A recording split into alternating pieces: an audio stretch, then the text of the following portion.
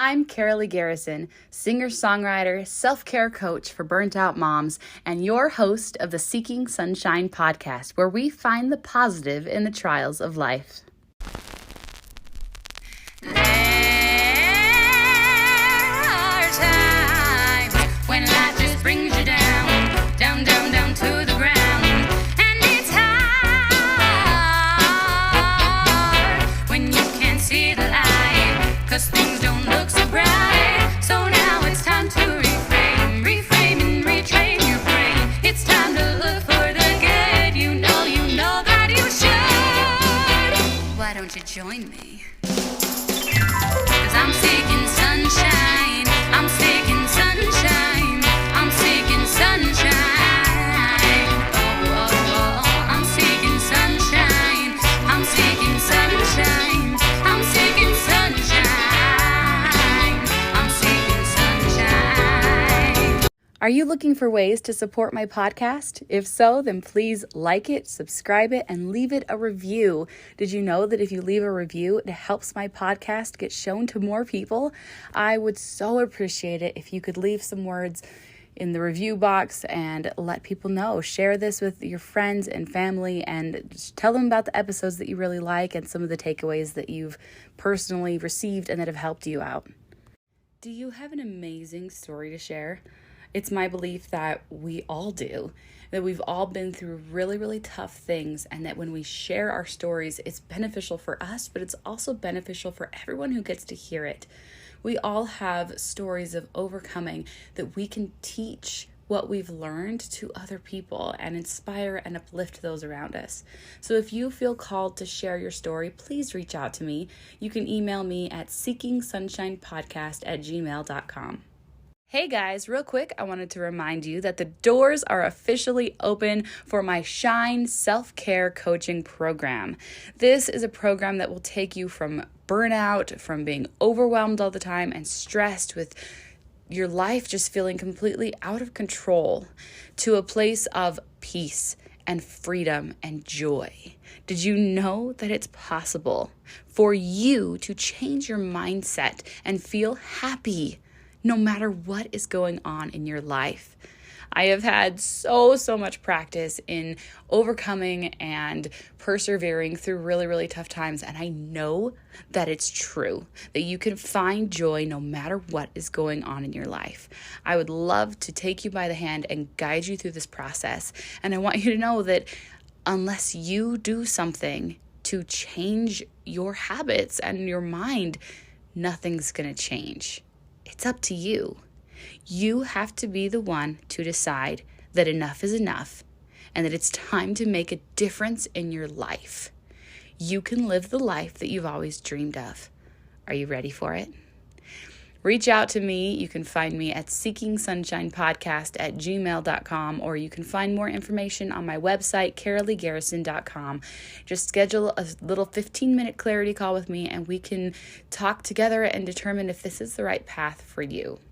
I'm excited to see you. Hello. Welcome back to the Seeking Sunshine podcast. I am so excited that you are here to just get more sunshine into your life. And I know that today's guest brings so much sunshine. It's going to just light you up to hear her story. It has made a huge difference in my life to just see her perseverance and her joy and her beauty. It's just really, really amazing. Our guest today is Noelle Peterson, and she is just phenomenal. Noelle Peterson is passionate about helping entrepreneurs and women step into their identity and power so that they can create the life they desire. She is the author of Dream Life Planner, Move from Tired and Overwhelmed to Free and Empowered. She's also the co-author of Achieve Wellness, and she's the pretty half of the Smiling Coaching Couple. She helps women awaken their dreams and design a path to reach them. She works with you on your identity, values, and boundaries by raising your awareness of your innate purpose and desire, allowing you to align your daily tasks and goals with your life's dream. She has overcome so much. Her story is just so incredible, and I think that her passion and faith and just the light that emanates from her, it's going to blow you away. So I'm really, really thrilled to share her story with you today, and we'll just dive right in. Hi, Noelle. I'm so excited to have you here. Oh, thank you so much, Carolee. So let's just dive right in. This is the Seeking Sunshine podcast, and I'm just thrilled to have you here and to be able to hear your story and how you became the amazing person that you are today. Oh, well, thank you. It's like, how far back do I go? I grew up in a Christian church, so that has some foundational value there. I'm very religious, so we can praise God the whole thing if you want. Awesome. Yeah. After we got married, my husband and I felt the call to ministry, and we moved to Bogota, Colombia for 10 years, and raised our family over there. That's fun. Where were you at? Were you at in the States before that? We were here in Denver. Fine. Okay. So, Yeah, so it was a big move. I was 25, 26, and it's just starting a family. We had a 2-year-old at the time when we moved overseas. And it was a big growth area for me. I kind of felt like I wouldn't raise my family around my family, but as a new mom, a new wife, it's, you kind of depend on your family, right? Most of us do.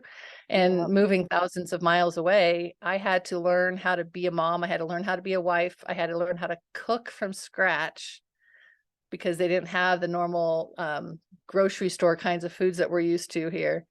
Yeah. And just learn how to do it all on my own. So growing up a lot that way. And I started college as well while we were overseas learning language. And so while I you had took a 2-year-old. 2-year-old. Wow, Yeah. that's a lot. Maybe took a college class at a time. So I did it real slow, and just did it on my own pace. But then I did finish both my bachelor's and my master's degree while we were overseas. That's amazing. And we had another child as well. So when we were in Costa Rica, my son has dual citizenship. He was born in Costa Rica. And so my kids get to mark white Latinos on their resumes and applications, because they're white by birth, but Latin by upbringing.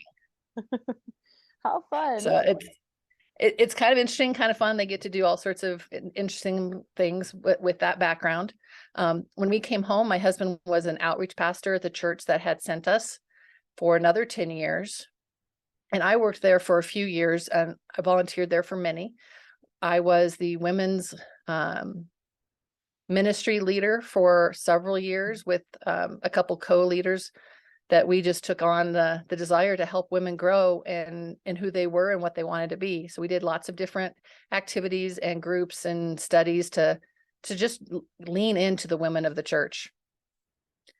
I got a job at the state of Colorado after a few years at the church, and I had put my resume out kind of shotgun style, trying to find something that fit. I was kind of trying to figure out, who do I want to be when I grow up?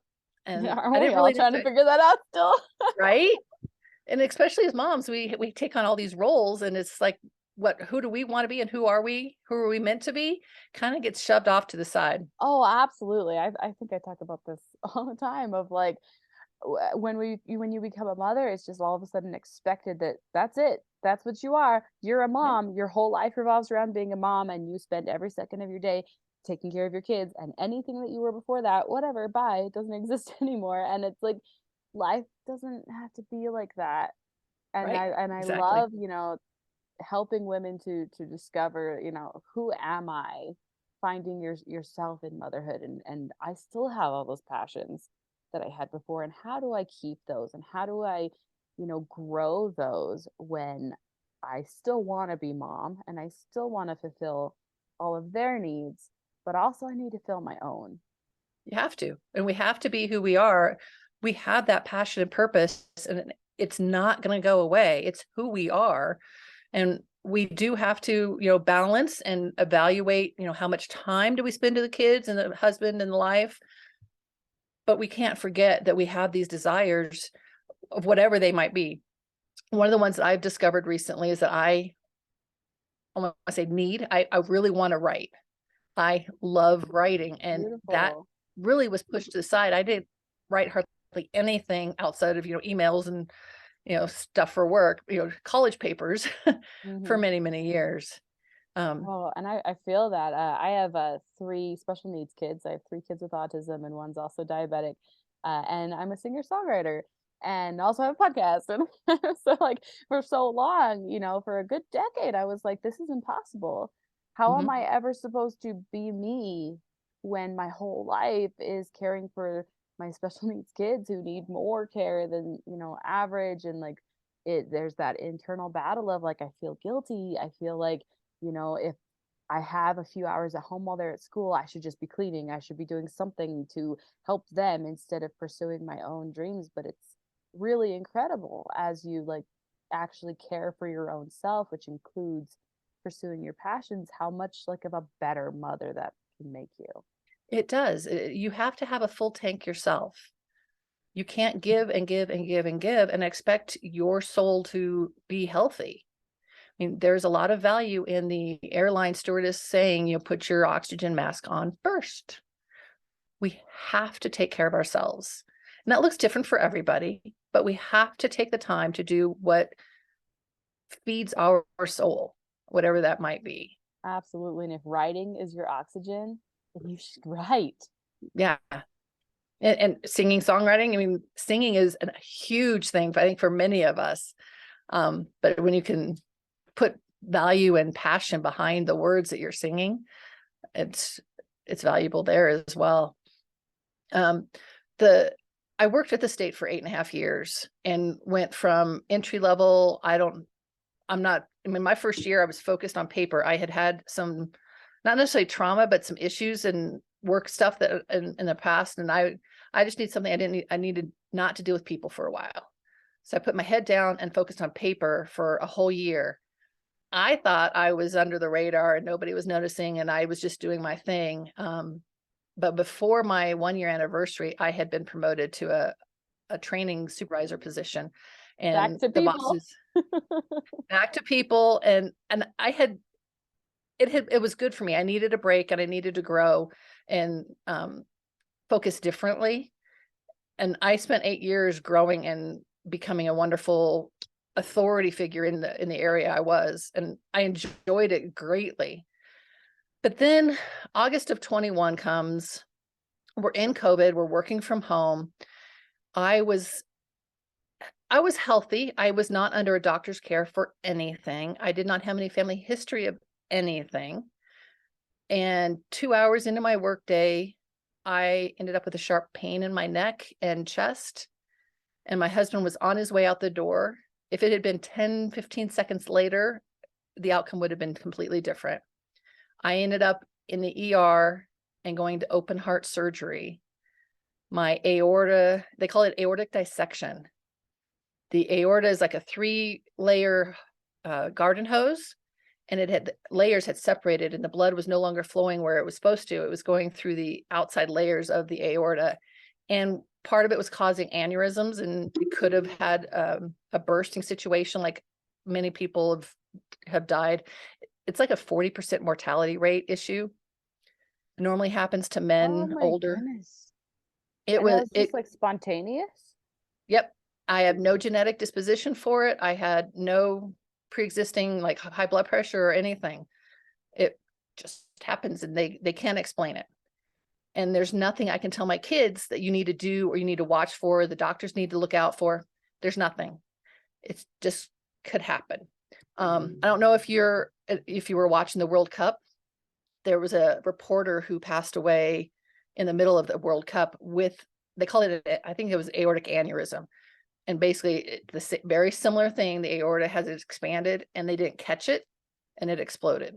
Holy cow. So at this time, how were your kids living with you, or were they? I had 2 kids and a grandchild living in the house. So it was just a 1.5 years ago. My son is, so he would have been like 21 and my daughter were like 24 and a 4-year-old grandson. So That's none of them were home at the time, but they actually, no, I apologize. My daughter was not, she had already moved out. And my son, you're right, my son had moved out because we were empty nesting. So putting my timelines together, sorry. Yeah, so it was just me and my husband at home. my son was actually in Tennessee and was trying to figure out how to get a flight home, because he was an EMT and understood that aortic was major. But my husband was calm enough to say, the doctor said she's going to be up walking tomorrow. Just stay there and we'll see how it goes. So your I husband spent was home with you and was about to called leave, the and ER. because he had left, But because he hadn't left, he called yeah. 911. Wow, that's incredible. He tried walking me out to the car to take me to the ER, and I couldn't walk. The blood flow to my legs had been adjusted and just rerouted, and my legs weren't working. It was incredible, and it's crazy. 13 days in the ICU and cardiac care units. That's a I had open heart long surgery, time. and I actually had a second procedure that put 32 centimeters of stents in my aorta. So if you hear people that talk about a heart attack and getting a stent, normally it's, a little bitty piece that's, maybe a couple millimeters wide of a stent that opens their artery. Mine was 32 centimeters long, the size of a garden hose.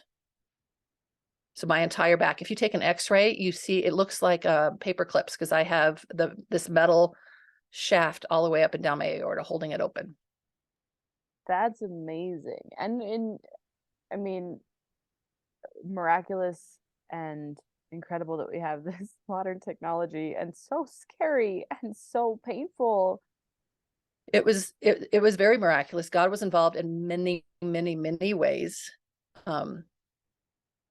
Example is my daughter and her husband were, depending on us to watch our 4-year-old grandson while they worked.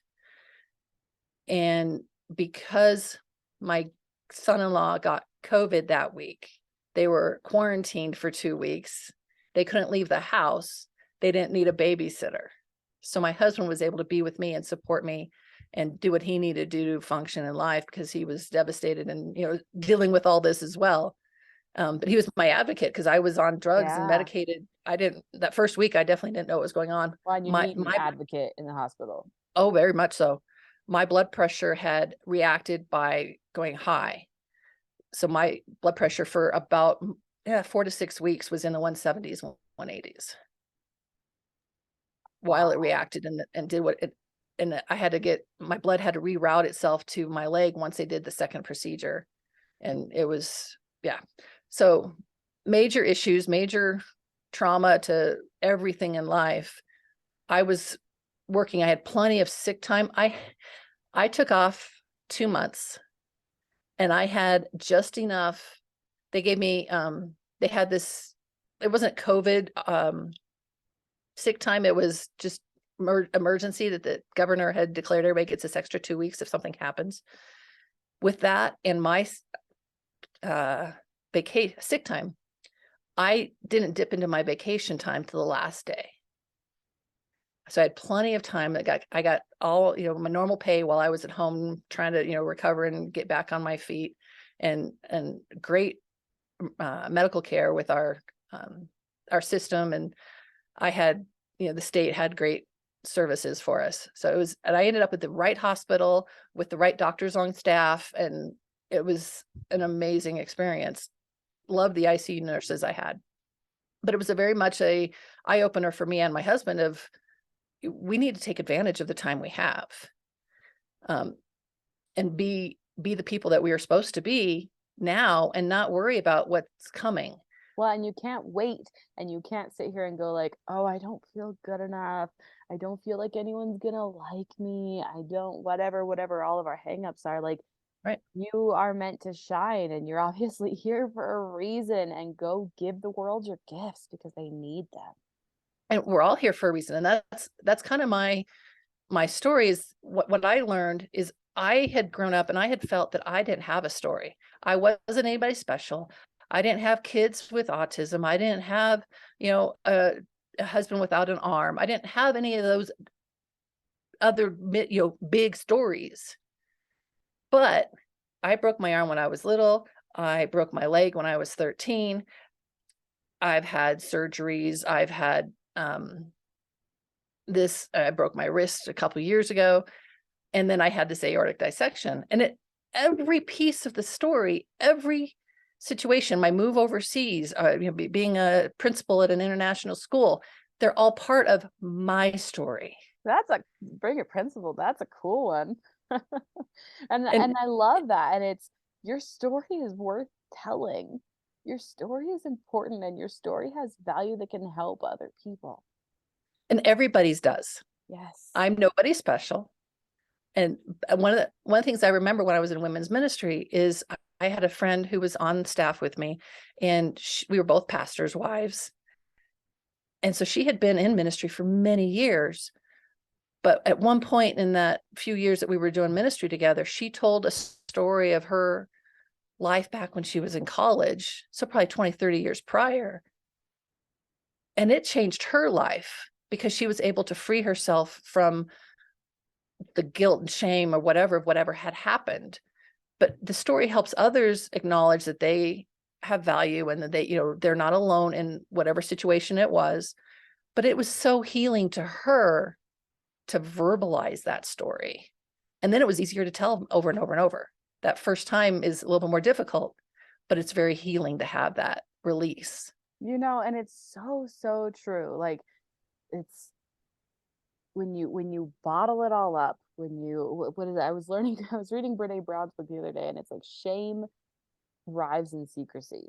And as soon as you put it out in the light, it disappears. Like it just can't live there. And so all of those negative, things that we deal with as we, learn to open up and learn to trust ourselves. Like when you hide your story and you hide your true light and yourself, that's when it gets harder and it I don't know, it ferments and it gets more difficult to share and it gets angrier and sadder and harder. But then when you open up and you let that light in and you share with the world and you free that story, it heals you from the pain of that story, and it helps all the other people who have been through hard things to go, oh, it's okay for me to share my story too. It is. And I mean, think of every little girl and what shame they have growing up. There's always something that they get bullied or they get pressured or by mom, by dad, by friends, by uncles, by teachers, all of that builds those limiting beliefs in our head we just cower down and we hide it, and that this is who we are and I can't tell anybody because it was so horrible. Well, and everyone has something. Yeah. Well, and I don't think, I don't have a lot of memories of like being bullied or anything like negative, but what I experienced was I always wanted to be a singer, but I was chubby and I didn't think anyone would ever want me on their stage. And so I pursued opera for a really long time, even though I didn't really like enjoy listening to opera. It was fun to sing, but I didn't like really love opera. I just thought that that was the only place I could ever belong. And so I spent so long doing that instead of, kind of what my true calling is, which is the writing and that kind of arena. But so it's even just like stereotypes that our world surrounds us with of like, here are the designated options for your life, and you get to pick one and just stick with it and be good with it. And it's not true. And another like funny example of this is that we went to this event for New Year's Eve recently with my kids, and we saw this magician was going to come on, and I saw this woman and she was setting stuff up, and it didn't even occur to me until she walked on the stage that I was like, oh my gosh, I assumed she was the assistant to a male magician. I just assumed it because somewhere in my head I was like, oh, magicians are men. And it just didn't like I was like, oh my gosh, I have to change this perception. This is wrong. And she was so great, and it was such a cute show, and it was so good. So even if it's like, certainly little girls have to deal with so much, but like even our cultural things that we just kind of accept as reality can contribute to that. Well, it's like women should be moms. That should be their priority. Skinny girls can be singers. Men are magicians. And it's those stereotypes that we don't necessarily acknowledge that we incorporate into our being, but we see it all the time. And all the shows have these stereotypes that they just inundate us with, and we don't acknowledge that maybe there's a different way. Exactly. I mean, I recently wrote a story that's in a book that just released called Achieve Wellness on having a positive mindset. And I used the story of me being in the hospital, that I was unique in the ICU because I wasn't over 60 and I didn't have COVID, and I was happy. I was, okay. I actually had nurses come back on their next day and be sad that they didn't have me as their patient. They would come over to me and hang out with me while they were on breaks, or, they weren't needed with their patients.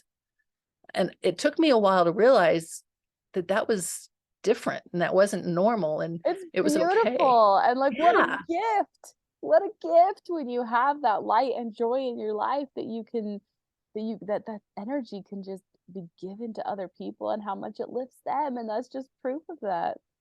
And so, I mean, that's filling your own tank and being healthy and happy in who you are, so that you can give and be vibrant and be positive.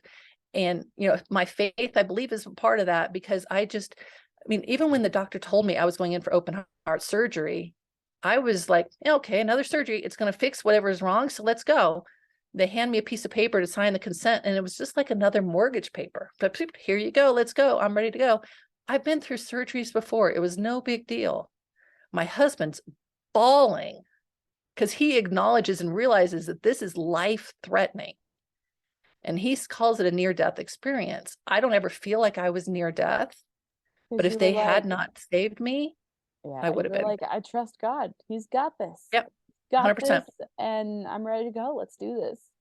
And how much happier and better are our lives when we can, and it can be really easy to not trust. I'm fully gonna own that one. I have times when I'm like, I do not see how this is gonna work out, and I'm freaking out. But when we can just be at peace and trust God, it changes everything. Like, it just you're trusting whatever's going on in the situation, and you've done your part, and it's moving on.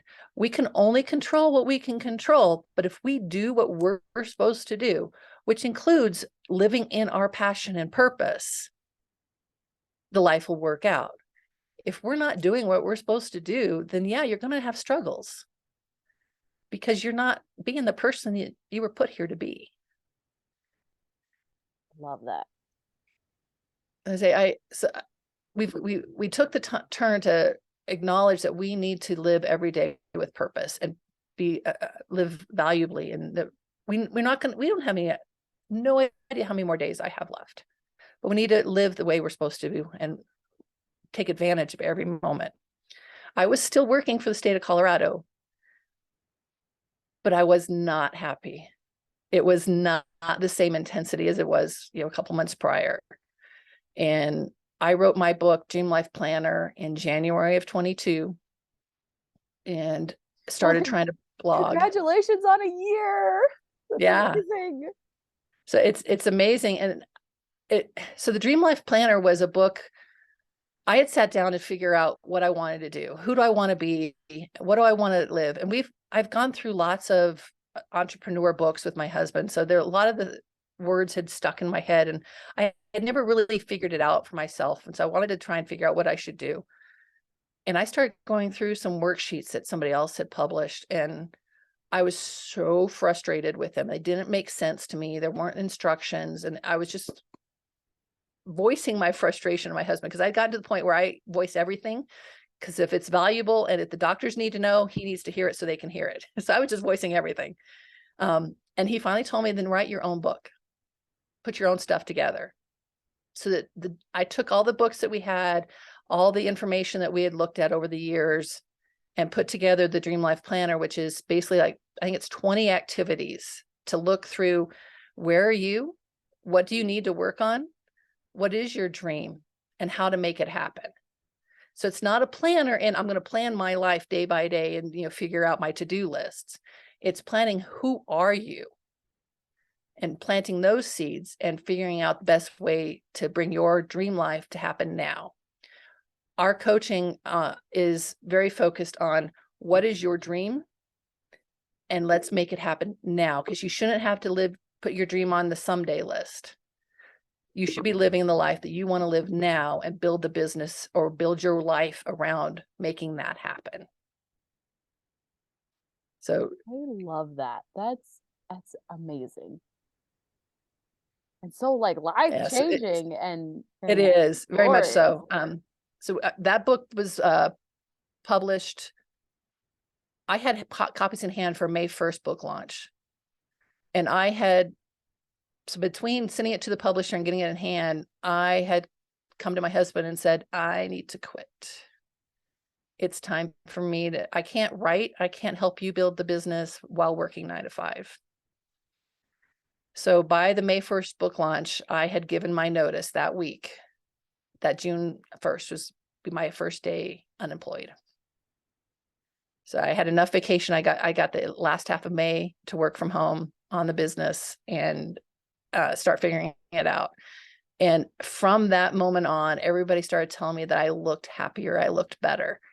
And I actually went back and looked at pictures and tried to compare a May or June picture, July picture to an April or March picture. And in pictures in that 2D form, you cannot see the difference. It is energy that is relayed and that you could tell the difference and you could feel that I was happier. But my physical features didn't change that I could tell. But there were many others around me that knew, that could tell that my leaving my job and the boss I had was a very healthy situation to move forward in. That's amazing. And just how powerful that energy is. And I feel like we've talked about that a few times of like when you feed your soul, when you follow that intuition and you take the path that feels right, how vibrant and beautiful and happy your energy is and how that affects the people around you. It does, And the it whole can, family. yeah, and it can lift them and it can bring them joy. And it's so we sometimes feel like, you know, when I do stuff for myself, it's selfish and it's actually not. It's actually, the truth is that the more that you lift yourself, the more you're lifting everyone around you and bringing them joy. And as you become a better human, you just bring that light and joy to everyone around you. And I've heard in many times having a love bank. And if you're feeling love and you're getting love, then you can give love. But it's the same with joy and with energy in every aspect of life. If you have to have enough inside you to be giving it out, you can't give what you don't have. You can't give joy if you're not joyful. You can't give love if you're not a loving human being. And whatever the words, yeah, the traits are, thinking of the Galatians 5 and fruits of the spirit, whatever those fruits are, you can't give them if you don't have them. You can't give peace. My Enneagram is a 9. I'm a peacemaker. But if I don't have peace within me, You can't give that it. doesn't, it's not happening. Yes, I was just hearing this idea that you can only love someone else as much as you love yourself. You have to love yourself. And that's hard. We're not easy human beings to love. We may Well, be the and most difficult to love I sometimes. know, and the world around us has told us over and over and over again for our whole lives to not love ourselves. And so I feel like we're fighting so much of like the cultural norms and what's been taught to us. We are not of this world. And that's hard. God didn't say it was going to be easy. This world will bring tribulations. It's not. It's not easy. But finding, you know, God's hands in our lives when things are really hard. I mean, that's kind of the whole like message here of seeking sunshine. It's when things were at their darkest, where was the light?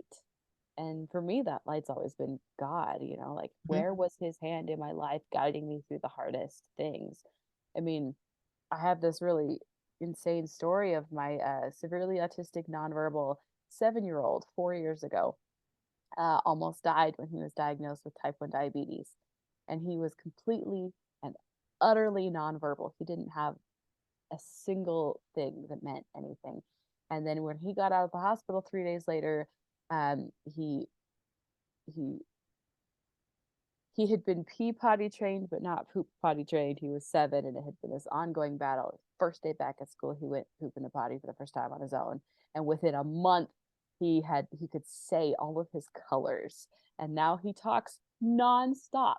He never shuts Can't stop up. him.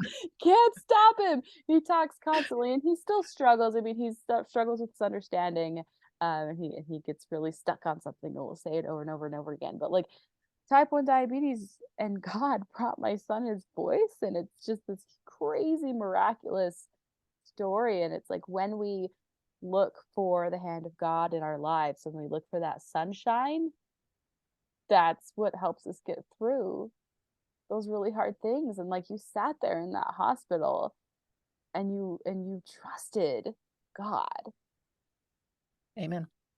Yeah, 13 days I was in and out of ICU because the first day they did open heart surgery, which was a 6-hour procedure where they cut my chest open like 10 inches, put me on bypass, turned off the blood supply to my body for 20 minutes, and reconstructed the aorta from my heart up to the top.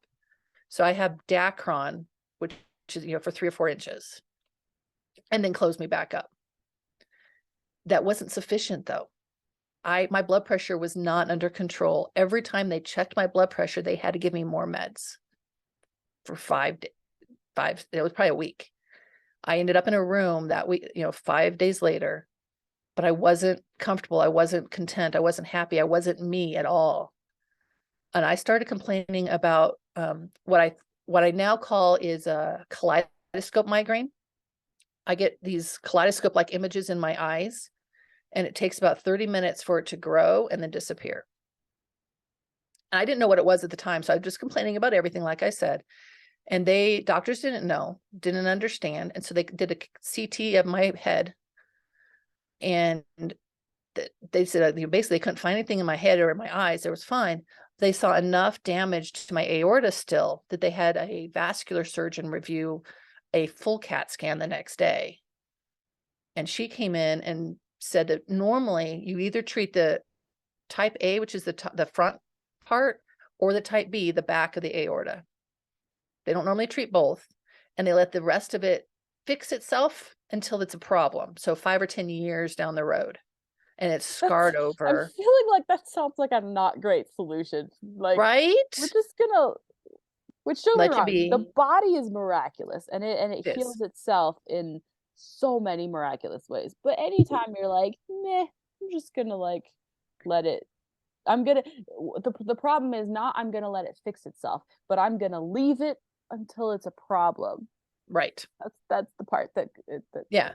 So the norm at this time was they would treat it with medicine. So whatever the issues were, they would just treat with medicine until they needed to do something else. which is just like a Band-Aid. It is just a Band-Aid. And I kind of get the impression that most people didn't have as much damage as I did, is possible as well. But she spent 30 minutes trying to convince me to do a second procedure. Whereas when she walked in the door, if she was offering me something, I was signing. She didn't need to say a word. I knew I wasn't right. I knew there was still more damage. My original cardio surgeon had said enough that I knew something else was going to be wrong. And so let her do her spiel. She showed me pictures of the CT scan, and so she suggested was doing the stent. I'm like, yep, let's do it, and fix both of it. And when I woke up from that procedure, it went through my femoral artery. So I had 2 holes in my legs. One was a camera, one was the stent. And they wouldn't let me move for 6 hours after the procedure. So I was unconscious mostly, coming out of anesthesia, laying on a bed in post-op. And after the 6 hours was up, they said, okay, yeah, you can start moving. My left leg, which was the leg I could not use that first day because the blood flow wasn't right, was like 200 pounds. I was unable to lift my leg. And what I understand now is they had 2 options. They could raise my blood pressure to try and push my blood back to where it's supposed to go, or give me a spinal tap and make me lay flat on my back for 24 hours. Thankfully, I'm guessing they went with the spinal tap. Thankfully, the blood pressure push gave them enough signs that it was working, that they stayed with that. And I want to say like 24 hours later, was able to actually get up and walk with the walker. But it kind of just was enough to me to, understand what had happened originally. But it also fixed everything. The second surgery, when I woke up, I was looking at the nurses and doctors with, okay, what do I need to eat? How much do I need to walk? What do we need to do? Let's go. You were back to yourself. And my husband said I was completely me. I'm obviously not 100%. I'm not the exact person I was before. You just came out of major surgery, right? Right. But there's just a huge difference when your head is huge. Clear. Yeah. My blood pressure was still high. I was still on blood pressure meds, but I was able to acknowledge I didn't need the pain meds as much. The first week I would look at the board, because they write on the board in your room what meds you're on and when the next dose is due, which to me, that says that's when I need my med. Not, okay, if I'm in pain, I can have some more. It was the second week that I actually could acknowledge, say, oh no, I'm not in pain, I'm okay. And so my pain meds went down drastically. And that also made me more coherent. Yeah, those pain meds, they'll do a number on your brain. Right. Your whole body, really. And I can't tell you how much pain I was in the beginning, because I really didn't acknowledge the pain. They just asked, what's your pain level? I'm like, yeah, it's a 4. Sure. Yeah. Just give me, it says I need more. Give me more. And I can acknowledge now that I probably didn't need as much as I was given. But I was looking at the board. It said 2 p.m. The clock says 2. It's time for more meds. Sounds like your brain was fuzzy and you just weren't thinking clearly. Not at all. Not at all. It was an interesting, I learned more about the heart than and that's the thing, is I can't really tell people I have a heart issue, because my heart's fine. There's nothing wrong with the heart itself. It was just the aorta. And probably the repercussion that I have, or the symptoms I continue to have, are the iliac, which is the artery that goes from the aorta into your legs and kidneys, so down the lower back. That still has issues, and you can still see the dissection on the CAT scan. And so the stent that was put in didn't go into those arteries. It just went to it. And so that I can tell that there's some circulation issues. Like when I lay down in bed, I'm completely fine, and I don't have any back issues anymore, except when I lay flat on my back. Then I have trouble getting up. And I can tell there's some circulation issues sometimes when I am on my side or something. I can tell it's my leg, and I'm like, yep, that's my artery, and just move and get the blood flowing again, and then it's fine. But it's just one of the weird things. Yeah, it's so interesting. So tell us about the sunshine in all this darkness. I mean, obviously, miraculously, you're alive, and that's like just huge. And it is huge. I mean, the be in the right place, to have the right doctors, to be the right ambulance. That the ambulance came and said, yeah, she's fine. You can take, I can't find anything wrong with her. They could have just said, leave me, stay home, and nothing would have happened. But God was involved in every step of the way. The sunshine was there. You can see his hand in everything, every step of the way. And waking up from surgery is a miraculous event. Almost any type of surgery, this one, they turned off my blood supply. They put me on bypass. Well, and that could have that cutting off the blood flow to any limbs can result in like severe limb damage. Yeah. And I have really no side effects from all of this. And to be as healthy as I am, go through that, and it's miraculous. I get to see I have 2 little grandkids. My daughter found out she was pregnant while I was in the hospital. So my granddaughter is as old as I've been for my surgery. So she was born April of 22. So and now they're living here. I get to see her smiling face every day. And because we get to live every day, I get to wake up every morning and like, I can still breathe. It's just wonderful. And we don't see that. We don't acknowledge that when normal life. I mean, I had 48 years that breathing was taken for granted. And now it's like, I can still breathe. I'm still here. And I get to take advantage of the life that I have and that God's given me. to see the sun, to see the smiles on people's faces. My husband and I were kind of taglining that we're the smiling coaching couple, because we like to smile and we like to bring joy to life. We want people to be happy. We want people to thrive in who they are and be happy with what is going on. And we can only do that if you're taking control and being intentional in your life. I love that. That's incredible. This is such an amazing story, and I've loved hearing it. Can you tell me about your coaching business and how people can follow you and find you and do all the things? Sure. I love coaching with my husband. He focuses on dental entrepreneurs. We can coach couples together because we've been doing that through our ministry over the years. My focus is helping women thrive in their passion, typically, specifically empty nest moms. Being that midlife crisis that I've gone through over the years and wanting to figure out who I am and what do I want to be when I grow up. And I'm 50 now and I get to figure it out now, and I can build the rest of my life with what I want to do. And I want to help other women live their life and be who they want, live that life they want, and be around their grandkids if that's what they desire, or you're working in the business. My website is empower2dream.com. So it's empower, the number 2, dream.com, or add value to life is my husband and I group coaching. And just love getting to know everybody. I'm on socials at Into R2 Peterson as well. Awesome. That's amazing. Tell me one more time the socials. Into R2? Yeah, Into R2 Peterson.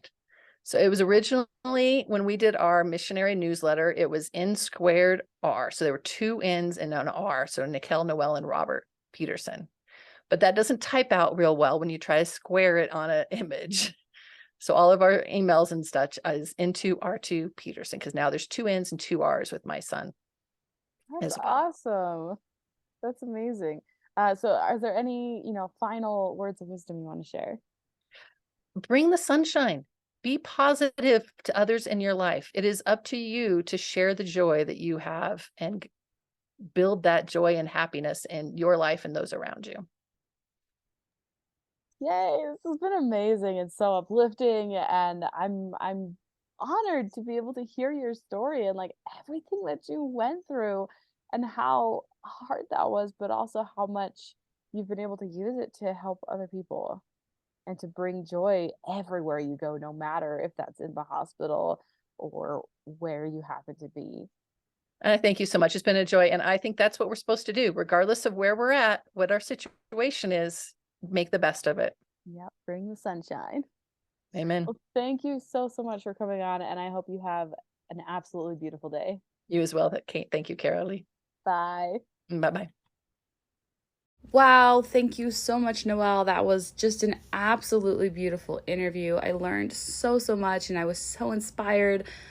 I loved every single word and every message that we got, and I have so many takeaways that I'm excited to share with you because they are beautiful and they are insights that we can take with us throughout our day, throughout our week, and throughout the rest of our lives to help lift us and to help us find more joy every day. So here are my favorite takeaways. Number 1, you can't give and give and give and expect your soul to be healthy. Number 2, we need to take advantage of the time we have and be the people we are supposed to be now and not worry about what's coming. Number 3, it's about filling your own tank and being healthy and happy in who you are so that you can give and be vibrant and be positive. Number 4, we can only control what we can control. But if we do what we're supposed to do, which includes living our passion and purpose, life will work out. Number 5, what is your dream? Let's make it happen now. You shouldn't have to put your dream on the someday list. You should be living the life you want to live now and build your life around making that happen. Number 6, when you feed your soul, when you follow that intuition and you take the path that feels right, how vibrant and beautiful and happy your energy is, and that affects the people around you. It can lift them and bring them joy.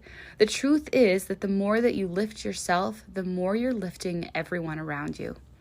Number 7, God was involved every step of the way. The sunshine was there. You can see his hand in everything. Number 8, I can still breathe. I'm still here. I get to take advantage of the life that I have, that God has given me, to see the sun, to see the smiles on people's faces. And number 9, bring the sunshine. Be positive to others in your life. It's up to you to share the joy that you have. Build that joy and happiness in your life and those around you. Oh my gosh, these messages touch my soul. I'm so excited to share them with you, and I hope that they really, really dig deep, that they really touch you in a way that can lighten your day and change your life. And if they do, please, do Noelle a favor, and I guess me too, but share this with somebody who needs more sunshine in their lives. I feel so strongly about it. That's why I have this podcast, and that's why I'm wanting to bring you these stories that are so uplifting and inspiring every week, because we need that in our lives. We need to know what's possible. And Noelle is such a beautiful example of that. So if you feel that and you felt uplifted by her message, please share this with somebody. You can text him, you can post it on social media. It's such a beautiful thing that we can, raise that collective vibe by sharing beautiful, sunshiny pieces like this. And it's just beautiful. Our world needs more sunshine. So thank you so much for joining me today. It means so much to me that you come and listen to this, and I hope that it brings you a little bit more joy for your day. And with that, I'm going to leave you with a song. I hope you enjoyed this one. I actually just finished it last week, and I think it's a great one to share today. And so I really hope you like it. It's called Fearless.